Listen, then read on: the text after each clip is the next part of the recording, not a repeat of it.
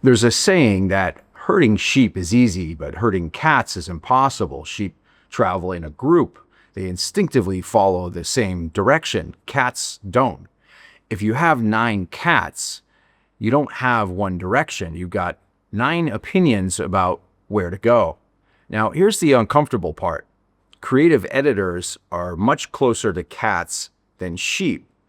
They have strong opinions, they're instinctive, they notice different things, which is why they're valuable.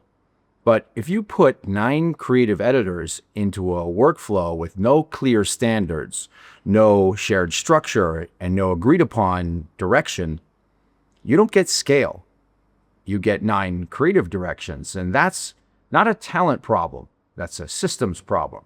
Most companies don't have a video problem, they have a delivery problem. And that distinction matters because when video isn't working, when output is inconsistent, when timelines slip and teams feel burned out, the assumption is always the same. We need better ideas, we need more creativity, we need another editor. And that assumption is almost always wrong.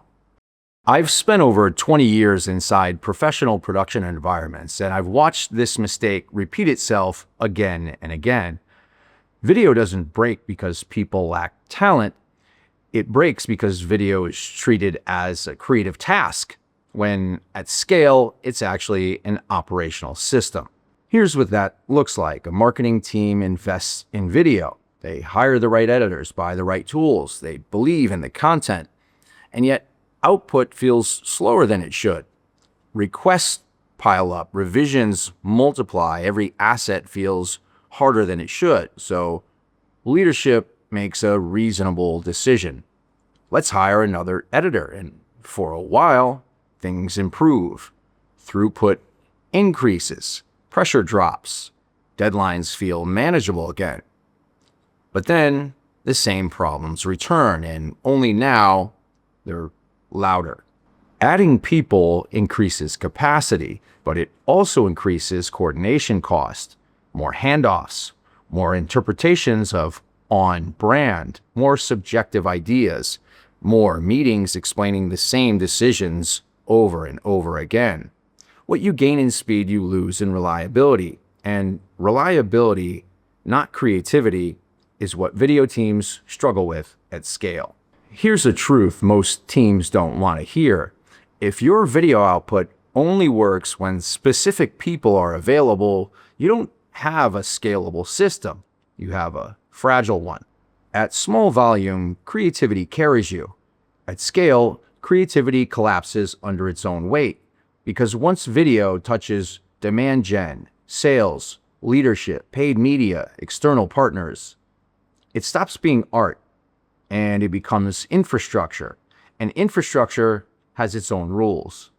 High-performing teams don't rely on heroics. They rely on design. They don't ask, how do we make this more creative? They ask, how do we make this more repeatable? When I look at video projects that actually scale, they all share the same traits. First, editorial decisions are made once, not every time. Narrative structure, pacing, tone, brand voice. Those decisions are locked up front so that execution can move fast without debate.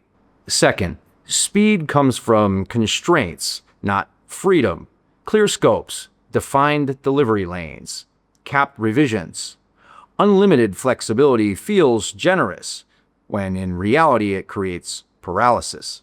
Third, tools support judgment. They don't replace it. And this matters even more now with AI. AI doesn't fix broken workflows, it exposes them.